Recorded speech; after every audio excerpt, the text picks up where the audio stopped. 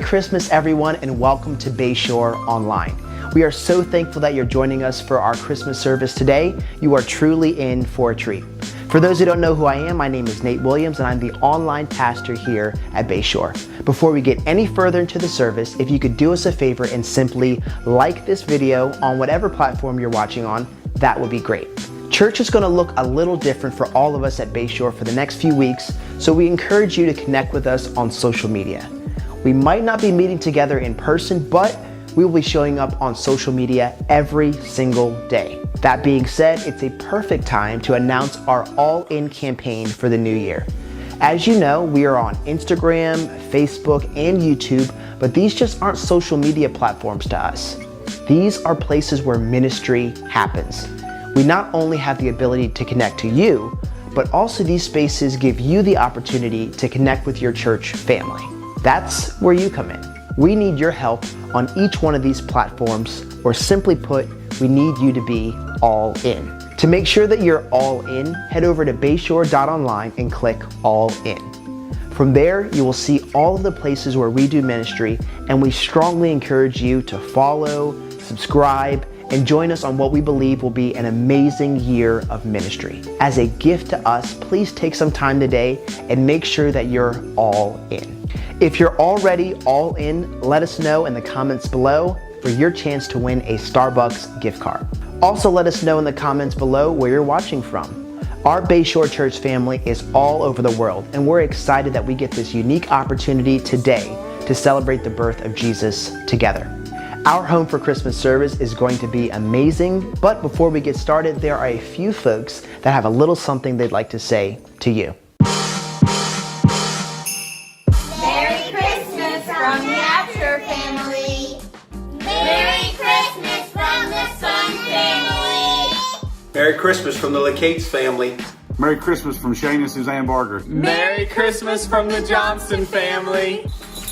Merry Christmas from the Williams family. Did I scare you? Yeah. Merry Christmas from the Lamb family. Merry Christmas from the Dukes family. Merry Christmas from the Cordry family.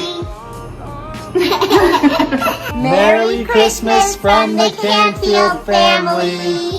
Bye bye. Hey Bayshore, from our family to yours, we want to wish you a Merry Christmas. Merry Christmas from the Phoebus family. Merry Christmas from the Phoebus family. From all the Ferruccios, we just want to say Merry Christmas. Merry Christmas from the King family. Merry Christmas from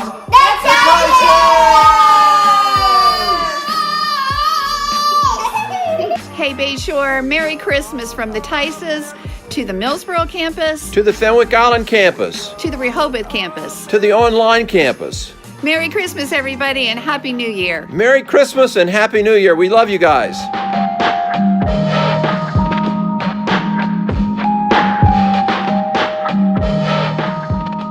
Well, it's not quite Christmas without singing some Christmas carols. So we're about to go into a time of worshiping together through song. Leading our first song is the Canfield family. They lead worship for us at the Fenwick campus. Now recently, they just came back from a trip overseas where they brought home a little girl to be a part of their forever family. Leading Oh Holy Night, the Canfield family.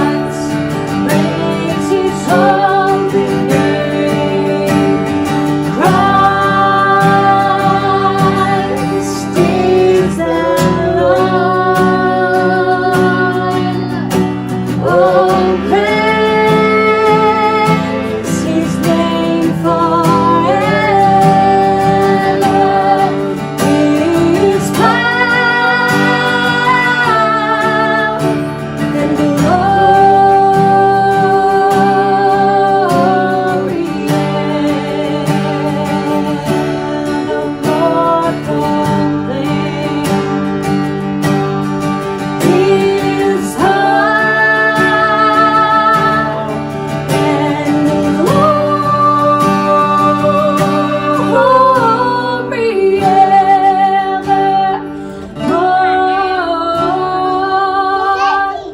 proclaim.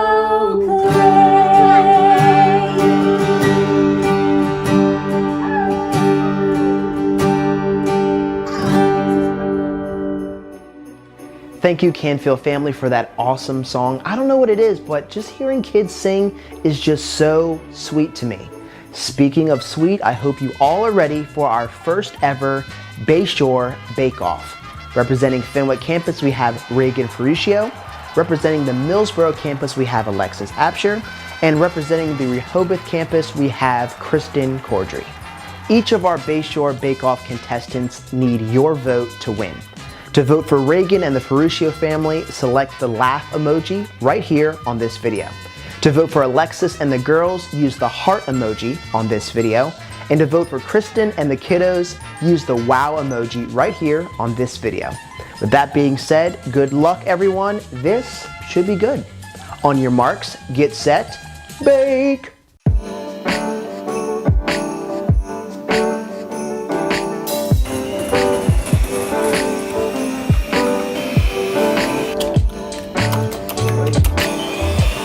Vanilla from Mexico.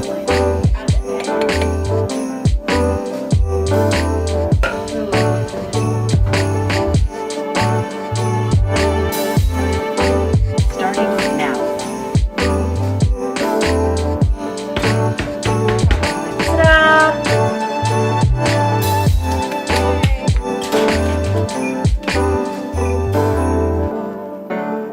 Reagan, you had who?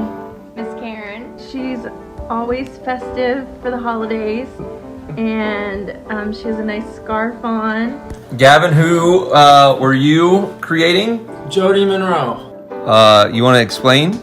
Yeah, I did just everything I could because of how much she likes to accessorize. And you can see how muscular her arms are. There's Miss Jody. I did Nate with like a little hoodie on and his lanyard with his keys and his white Converses and a little stand with his camera because he's always got like the one stick. There he is. Nate Williams, ladies and gentlemen. I had Pastor Danny. Pastor Danny, all right, let's see what you did here. Let's see what we got. There he is. Bam. There he is. What does that do for you? There you go. Yep, beanie. Perfect. I chose Mr. Corey Phoebus. Flannel, of course, that he wears. There's his guitar. And then, of course, that amazing mustache that he has been sporting over the past month or two, which I hope is still there. Vote for us! Danny and Karen would want you to vote for us. We're here for the baking competition. So we are going to make a Olaf cake. And actually, my husband behind the camera is the baker of the family. I usually burn it. So, but not this time. Woo! Ah! Woo! I feel like I need to be talking in an accent if we're in a cooking competition. So then we're going to pour the batter into the pans. Oh my goodness, oh my goodness. You see the little pour slot on the bowl on the opposite side? No. Of the bowl that you're pouring out of. Right there. We are going to dye our icing blue. Let's just do a couple more. All right. Beautiful. Beautiful. That's exactly the color we want. Perfect. So honey, tell me what you're working on here. Crazy-eyed Olo. Nailed it! The kids left us, they're asleep. Pure concentration. We are building the hot tub / pool and doing Kit Kats around the cake. Are my teeth blue? Yeah. This looks so cool. He's gonna be sunbathing, except he's a snowman and he's not meant to go in the pool, so he's really like kind of melting. All right, there's his arms. Here is Rehoboth's Olaf cake. made by Kristen and the kiddos. But vote for Kristen's Olaf cake. Last week, Pastor Cotter preached on the Grinch, so we thought, what better dessert to make than some Grinch brownies? Are you ready, girls? Yeah. Will you join us?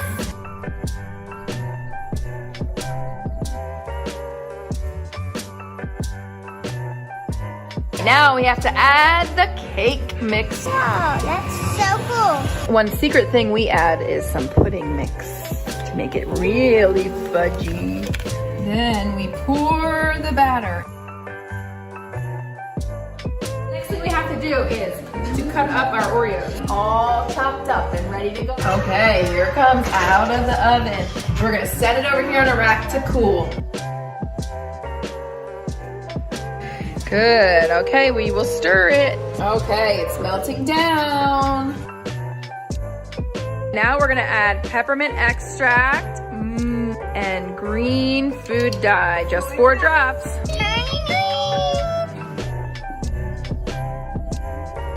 Sprinkle the Oreos all over the top. The final step, sprinkling some red M&Ms to give it a real Grinchy Christmas look. Now they go in the refrigerator for at least an hour to chill. Are you ready, girls? Yes. Ready, set, taste. Yeah. Vote for us! We love you, Millsboro. Merry Christmas! My goodness, those ladies brought their A game. I could feel each cavity in my tooth screaming out for those holiday goodies.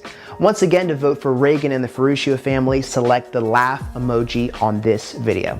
To vote for Alexis and the girls, use the heart emoji right here on this video.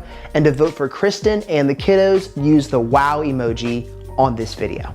Now, we've been able to take a look at a few of our staff's kitchens, but what about their living rooms? Let's check out some of our Bayshore staff's Christmas decked out houses, along with their favorite Christmas decoration.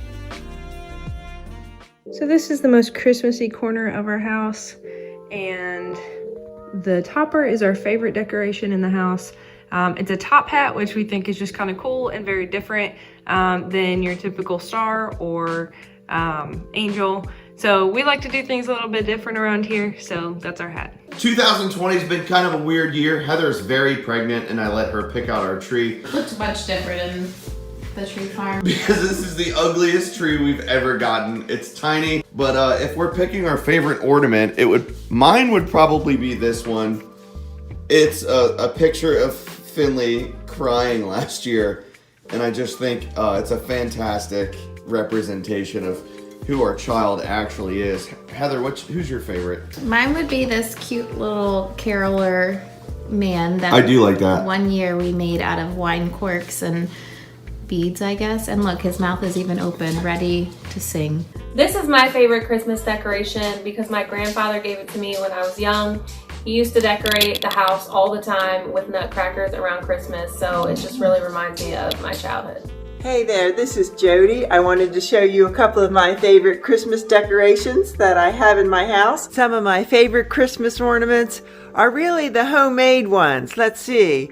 We got a New York Yankee, Patriots homemade one. Oh, and there is the Christmas angel. We love her too. I love to put up artwork that my kids did when they were in elementary school at Epworth Christian School. I saved all their little Christmas artwork projects. So my favorite Christmas decoration that we have is actually this like old school ceramic looking Christmas tree. And it was my grandmother's. It's probably like from the 50s or 60s. It has gone through some stuff. There's like all these missing pieces. The star, okay, it's detachable. It's not supposed to be. The light bulb in here is not energy efficient. Like it will burn you, okay? It is like taking down the power grid in Sussex County. But I just love it because it's been in our family forever. Hey Bayshore, it's Suzanne, and I wanted to show you my favorite Christmas ornament. Shane and I got this right before we got married back in the year 2000. And inside is a scroll. And so every Christmas we write down like the most important things that happened that year. And so it's kind of cool because we look back now and we've got 20 years of memories written down. So There you go. Merry Christmas. Hey everybody, this is my favorite Christmas decoration, this tree. This tree was my grandmother's tree when I was a kid. I used to love taking out all the bulbs and putting them back in different patterns, and my kids love to do that now. That's why that's my favorite Christmas decoration. Who doesn't love a good home tour Christmas style? In fact, to be honest, I'm a little bit jealous. Everyone got to show you their favorite Christmas decor items, so I'm gonna do the same. My favorite is actually this ornament right here. It is Santa on a llama. And when you pull the string, the llama's legs go up, which is, that's amazing. That's my favorite Christmas decoration. There's no special reason. It has no significant meaning to me. I just think it's adorable. I really do. Speaking of cute and adorable, have you ever heard kids explain the Christmas story? If not, you are in for a treat. Check out this video. Because it's the day of Jesus' birth. Jesus was born. That it's Jesus' birthday. Christmas is the day that Jesus was born. Because it's Jesus' birthday. That we get presents on Christmas. And Christmas morning is probably my favorite. And what's also really exciting and what I like about Christmas is the day that Jesus was born. Well, I think it's spending time with family. I love Christmas. It's one of my favorite holidays. I think it's my first favorite. Easter is my second. What's that other one called? I love Christmas. Eggnog? Yes, good. I just see punch. Punch? How about eggnog? Is that even a drink? Milk. Now some wine. Do you like eggnog? I've never had it. You haven't had eggnog? It's delicious. Mary. Mary? I don't know. Yeah. Do you know who Jesus' mother was?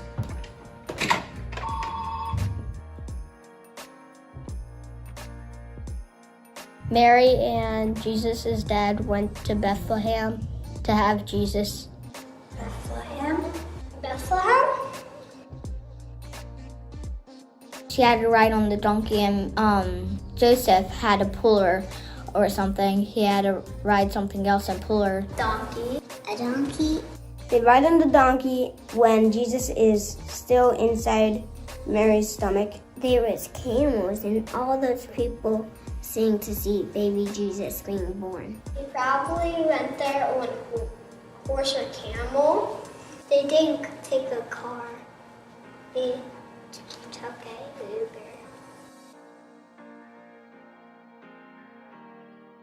Uber. That when they went to go get a room, they couldn't because everybody was there. And they lived in the farmhouse. Mary had the baby in the stable. They found a barn and no one was there. So they thought it would be a good idea to go in the barn and have the baby. Outside? Outside? Yeah. Do you think it would be fun to be born in a barn? Yeah. Why? Because born them in a barn. He took them to this farm where Jesus was born. I think it was gold, an herb, and something else. The wise man brought like steel, copper, gold, myrrh, and frankincense. If I had a gift to Jesus and I gave it to him, most likely I would give him a token of my appreciation. What would you bring Jesus if you were there? I would bring in a baby bed, maybe. What are you going to do on Christmas? I don't know. Now that Jesus is full grown, I think that they raised him to be very strong Yeah, and confident. I agree. That even though if I don't like my presents, if I get a piece of coal, I can still make a buttons of a snowman. Yeah, that's pretty much it. The Christmas story is hands down the greatest story of all time. The Gospel of Luke, beginning in the 2nd chapter, describes the story in great detail, giving us all a look at the birth of Jesus. Let's read the story together and see just how, in both beauty and humility, how our Savior came to us.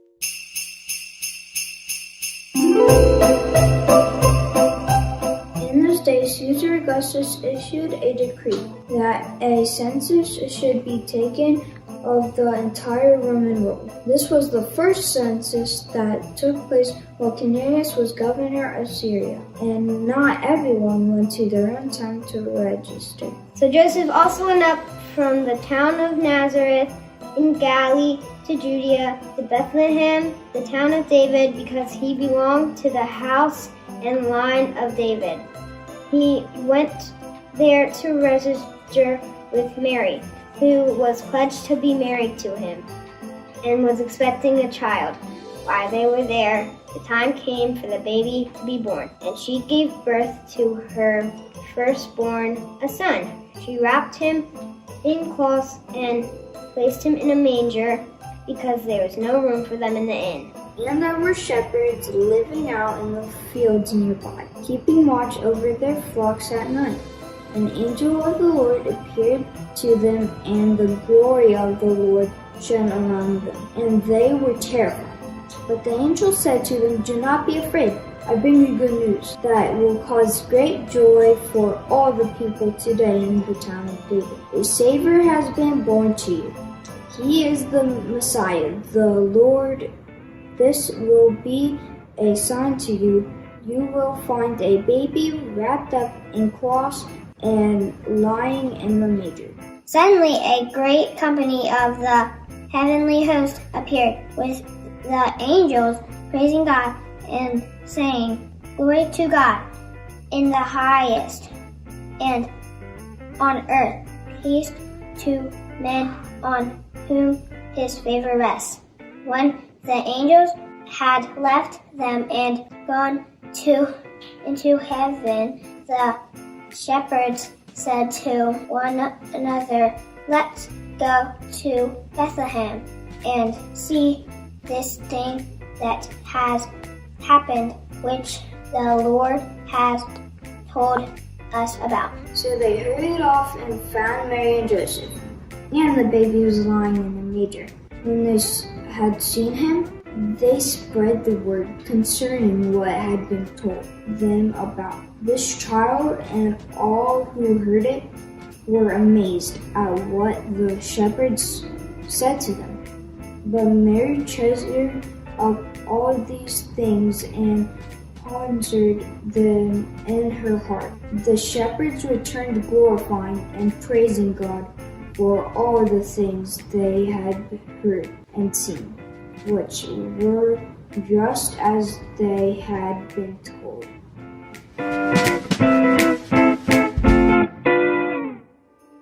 I just have to brag for a moment. Those were my two girls reading. I am so proud of you two. Okay, I'm done. Next, we're gonna sing a song together, led by Fenwick's own Ferruccio family. We'll be singing, "Oh Come All Ye Faithful." Will you join us?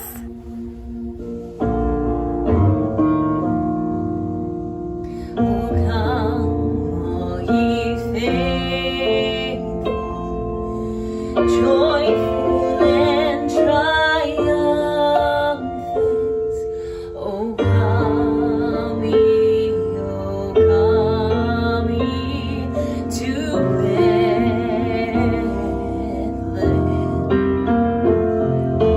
Come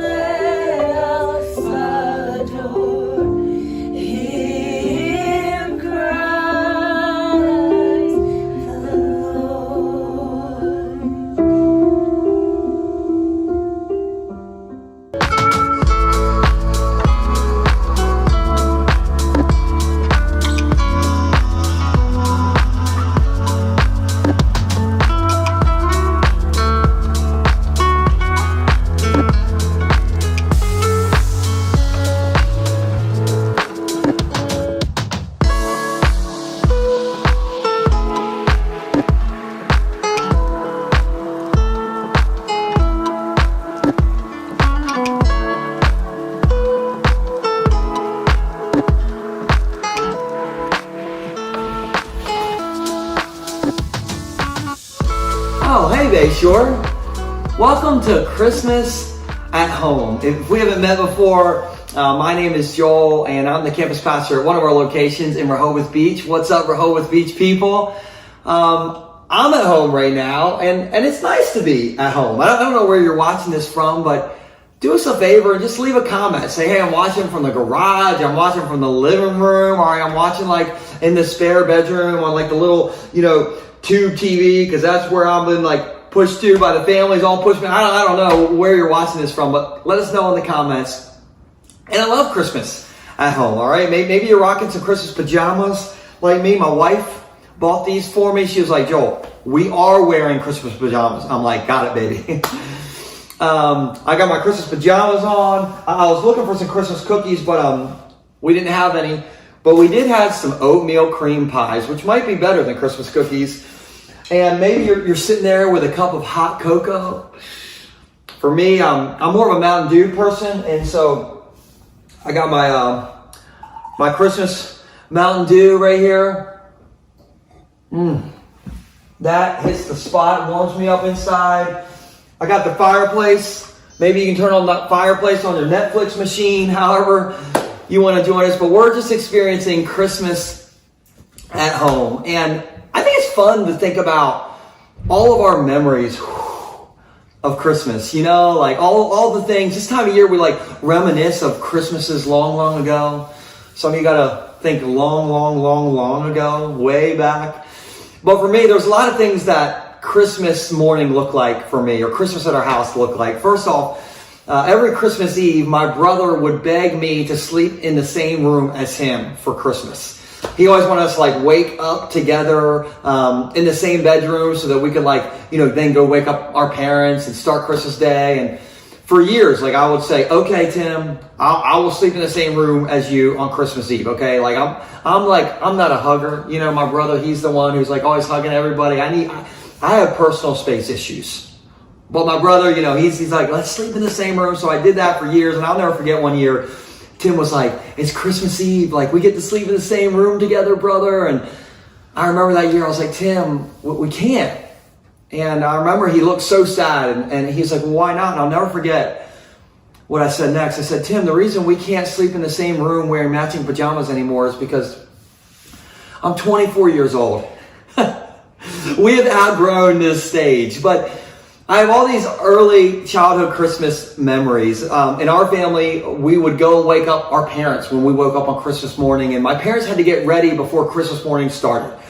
And so my parents would start to get ready. My dad would always take a shower, and we're waiting. We're like, Dad, how long can you be in the shower? And my dad would be like, hey, I'm washing my hair. And you all know my dad doesn't have any hair. So he's in there forever. We're like, come on. And finally he would get cleaned up, and we would go out into our dining room, and we'd sit around the dining room table, and my dad would bring out the family Bible.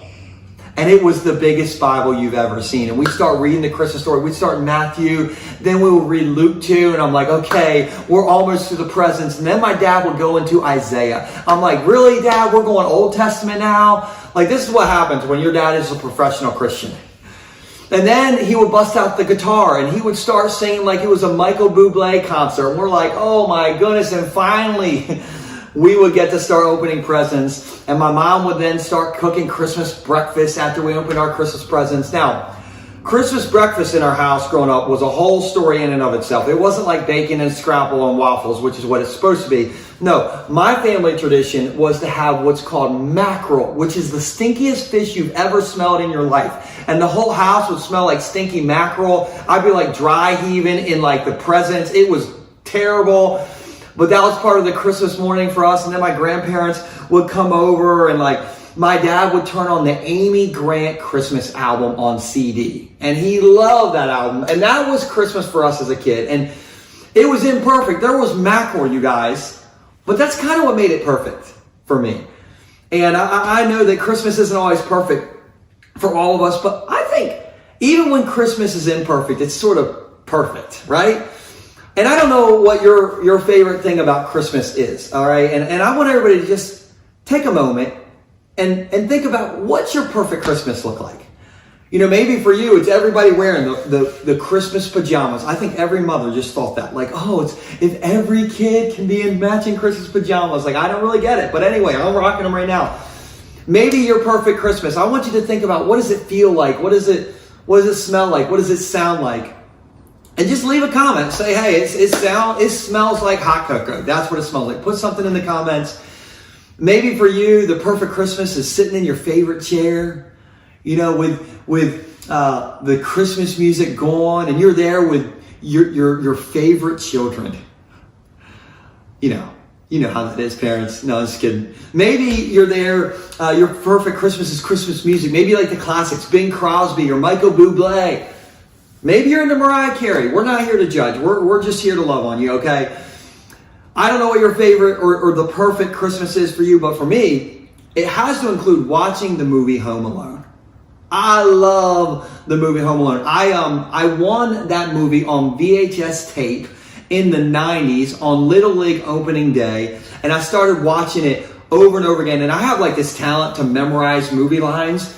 And so my kids, they started to like develop that same talent because we would watch Home Alone all the time. And I remember one night we watched Home Alone, and the next day we're in the family minivan, and from the back of the minivan, my daughter quotes a line from Home Alone. It's the first time I've ever heard her like quote a line from a movie, and she quoted it perfectly. And guys, it was the only line in the movie that has a cuss word in it. And she won the Academy Award. I'm like, I can't be a pastor anymore. I'm like, Stacy, we need to we got to put a password on the Netflix machine. Like, but I love that Home Alone movie. And that's like perfect. The perfect Christmas for me. And I don't know what the perfect Christmas is for you, what you would think it looks like. But whatever the perfect Christmas looks like for you, it's not going to happen this Christmas. Aren't you glad you turned on TV and watched us today? But you know it's not going to happen. We can all just like pray and go back to watching 24-hour reruns of A Christmas Story, like, because we know that the perfect Christmas is not going to happen. You could get everything pretty close to right. You could buy your kid the perfect gift, wrap it in the perfect Disney wrapping paper, put it strategically behind the tree so it's the last gift they see, but you know you're going to forget the batteries to that toy that they open. And then they're going to start crying, and they're going to be wiping their tears with the Disney wrapping paper. You're going to blame the batteries on Santa. Come on, parents. It's Santa's fault, okay? That's not Santa, that's a snowman. Anyway, something's not going to go right. Your eggnog is going to be expired. The family you want to see this Christmas, they're going to show up late and leave early, and the family you don't want to see, hello, they're going to show up early. They're going to be the first ones to show up and the last ones to leave. You're going to be hiding out in the bathroom like, oh Lord, would you have them go home? I just wish I could be home alone right now. Like, something is not going to go perfectly. And the reason I know that is because right now things are not perfect in our house. If you kind of know our story or watch one of the videos that our church put out recently, our entire family, my wife, my kids, myself, we all have COVID-19 as we're filming this right now.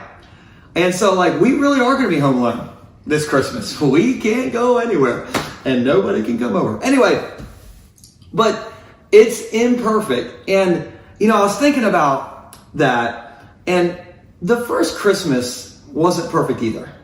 And so if you got an imperfect Christmas going on, that's just like the first Christmas. And maybe you don't know the story, but in Matthew and in Luke, you know, Luke was a doctor. He investigated all this stuff, and he has so many details in the story. And we all kind of think, oh yeah, it's Christmas. It's the Christmas story. It's perfect. But think about it. You know, there's this Roman emperor, and he sends everyone to their hometown to go get registered for this giant census, you know, to take the census of the Roman world. And everybody had to go to the town they grew up in. And so it's like you would have to go to the town you grew up in. You wouldn't be able to be home for Christmas. So nobody was home for Christmas. They were at their childhood home, but not the home they're living in. That's not perfect. Then Mary had been planning her dream wedding. She had been putting everything on Pinterest. It was going to be amazing.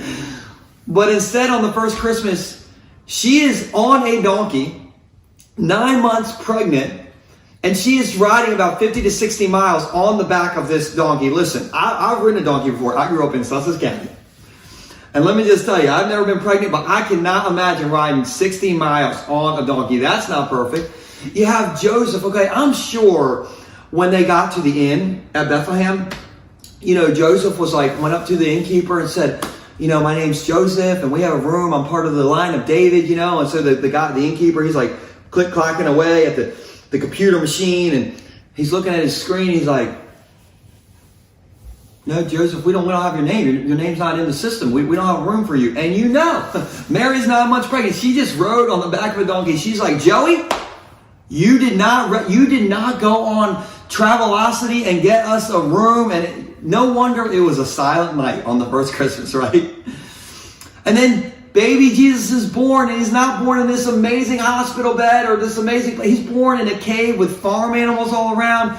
The entire Jewish community, they're looking for this like savior that's going to be a war hero or like a politician to rescue them from Rome. And instead they get a 6 pound, 6 ounce baby Jesus. The first Christmas was so imperfect. And I think we can all relate to that. I mean, I'm in my house on, it's an imperfect Christmas for our family. And maybe it's imperfect for you, but I want you to know that sometimes God uses the imperfect situations to do some really beautiful things. And maybe that's where you're at. Your situation is imperfect, but God specializes in making a masterpiece out of a mess, out of the unexpected, out of the imperfections that we go through.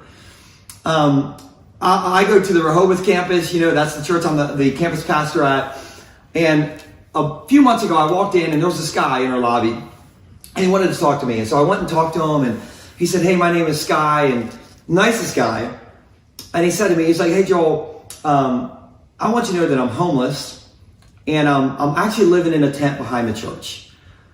And he said, I want you to know that because, I'm here, I'm behind the church, and I just want you to know who I am. And if you allow me to sleep in the tent behind the church for a few weeks, I promise I'll get back on my feet, I'll get a job. And I'm talking to this guy, and man, I just felt for Sky. And so I was like, Sky, absolutely, man, and we're for you, man, whatever we can do for you. And we found out this guy had his bike stolen. And he owned a tent and he owned a bike, and he lost about half of what he owned when that bike was stolen from him. And so RJ, our media director, was like, hey, Joel, do you think our church could buy Sky a bike? I'm like, RJ, that's a great idea. That's what we're about. And so we bought Sky this bike, and let me just show you the video of when he received this bike. So we as a church, Pastor Bill couldn't be here, and we as a church decided that we wanted to get you something for yourself. Ooh. So we got you a bike. You were telling me that your lock, that you didn't have a lock for it. So we got you a bike lock, water bottle, a bike. We got you all set up, man. Thank you, man. Yeah, of course, man. Wow, man. Yeah, this is from the entire church, so we want to thank you to the entire church. Wow. Yeah, man. That was unexpected. That's all yours. Thank you, man. Yeah, of course. Everybody say thank you. Yeah. How amazing was that? To me, that's what it's about. That's what not only Christmas is about, that's what church is about. And by the way, if you ever give to Bayshore, like, you give to stories like that all the time, and you may never even see it, but I want you to know, like, you help change people's lives all the time. And I was like really excited because we gave Sky this gift. I thought we were like gifting Sky, and then we got a gift from Sky. A few weeks later, I came into church, and Kristen, our kids director, said, hey, Joel, we saw a note when we walked in on the desk, and we read it because we didn't know it was for you. And she said, I just want you to know, you need to read it, and you're probably going to start crying. Now, I don't need any other reason to cry. All right, like I watched a Netflix documentary a few weeks ago, and it was waterworks at the end of it. So I'm like, oh great, what am I about to read? And it was this letter from Sky, and I want to show you what Sky said. Sky said, Dear Pastor, thank you for allowing me to set up my tent here. You have shown me true Christian love. I found a place and will be gone sometime next week. But may God continue to bless and guide you and the church.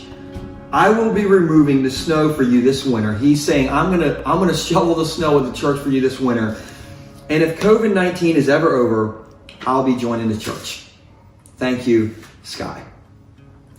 And I got that, and I'm like, Sky is in the most imperfect situation. I thought about him on cold nights when he was living out in that tent. Our kids talked about Sky, and we thought we were giving Sky a gift, and he's in this imperfect situation. But in the middle of his mess, he saw Jesus. He found Jesus. And then he was willing to shovel the church's steps. he was saying, hey, I'm going to come to this church. And I hear that and I think he found Jesus in the most unlikely of circumstances, and he found something beautiful in the most unlikely of circumstances. And so maybe things are imperfect for you this Christmas. And maybe they're not as far as they are imperfect for Sky. Maybe they're further than that. I don't know. But I think Sky gave us all a gift this Christmas to remind us that we can find Jesus, we can see Jesus in the middle of our mess. And really, the greatest present that Jesus gave us was not just the imperfect Christmas story. That helps all of us because we can all relate to that. But Jesus' name means the Lord saves. And in Isaiah, he gave Jesus the nickname Emmanuel, which means God with us. And so I'm not home alone this Christmas because God's with us. And you're not home alone this Christmas, whether your family is able to come in this Christmas or not. This is maybe the strangest Christmas of our entire lifetime, but you're not alone because God is with us. And so that's the greatest gift we can have. So whatever goes on this Christmas, no, it's not going to be perfect. But sometimes the most perfect stories come out of the most imperfect stories. And that's what the Christmas story really tells us. And so Merry Christmas, Bayshore. We're so glad that you hung out with us today. And we have some other stuff for you after this. But Merry Christmas from my family to your family. Merry Christmas, Bayshore, from the Phoebus family. We would love it if you joined us in singing Silent Night. Silent night, holy night, all is calm, all is bright, round yon virgin mother and child, holy infant so tender and mild. Sleep in heavenly peace. Sleep in heavenly peace. Silent night, holy night, Son of God, love's pure light, radiant beams from thy holy face, with the dawn of redeeming grace. Jesus, Lord, at thy birth, Jesus, Lord, at thy birth. Let's do that first verse. Silent night, holy night, all is calm, all is bright, round yon virgin mother and child, holy infant so tender and mild. Sleep in heavenly peace. Sleep in heavenly peace. Well, everybody, Merry Christmas. Karen and Danny here from our home. In the background, you can see our Christmas tree, and that Christmas tree is right next to the oak table where we have our family dinner when all the kids come over and the grandkids come over and the house turns into absolute chaos. You know what I mean? Just chaos and noise, and which Lots is of really fun, lots of fun. But and lots of paper being thrown. We like to have a good time at Christmas time. So and you're a great cook, so we have great food. So we wanted to wish everybody a Merry Christmas. And what's your favorite part of Christmas? Probably my favorite part is just getting ready and preparing for when our kids are going to come through the door, and the grandkids, and everybody's so excited, and the grandkids are so excited, and they're yelling and screaming and coming in and looking for the presents and the tree and just hanging out with each other. And so that's probably my favorite thing. You know, Christmas and family, I don't know of anything that's any better. So for us, just celebrating together with our kids, with the grandkids, and laughing and enjoying each other's company. It just tops Christmas for us. Oh, that's great. It is a lot of fun. You said preparation. That's like my least favorite part, getting ready. But really, my least favorite part of Christmas is wrapping presents. I don't like to wrap presents. But anyhow, other than that, I enjoy the whole thing. It's a lot of fun. Well, listen, we just love you guys. We want you to have a great Christmas. Hey, this is a crazy Christmas for a lot of people. Karen and I have had COVID. We're getting over it. Lots of people are going to be, their plans are a little different than normal. But, I was thinking about, the most special Christmases always are the most chaotic and crazy Christmases. You think about the first Christmas with Mary and Joseph going to Bethlehem, the stress of that, and there wasn't any room in the inn, and they ended up in a situation they didn't want to be in. Exactly. But God made that the most special Christmas. And my favorite Christmas carol is Silent Night. Silent Night was written in Austria a number of years ago, and it was written by a priest that the organ broke down on Christmas Eve. So it's just one of those things. Sometimes the craziest Christmases are the best Christmases. Well, listen, we hope you guys have an amazing Christmas. We're looking forward to being back with you in January. We love you guys. We love our staff. We love Bayshore. We love our community. And listen, Merry Christmas to all of you. We love you, and we'll talk to you soon. Merry Christmas, Bayshore! Merry Christmas from the Phillipsburg campus! Merry Christmas from the Philadelphia campus! Well, that's all, folks. Thank you so much for joining us for our Home for Christmas service. We pray that you enjoyed yourself. Once again, don't forget that we'll be meeting right back here online for the next 3 weeks. Once again, that is just online for the next 3 weeks. It's important now more so than ever to connect with us online, and to do that, we want you to be all in. Just go to bayshore.online and click all in to get started. As you know, Jesus is the reason for this season, and from all of us here at Bayshore, we wish you a very Merry Christmas. Love you guys. Dashing through the snow in a one-horse open sleigh, o'er the fields we go, laughing all the way. Bells on bobtails ring, making spirits bright. What fun it is to ride and sing a sleighing song tonight. Oh, jingle bells, jingle bells, jingle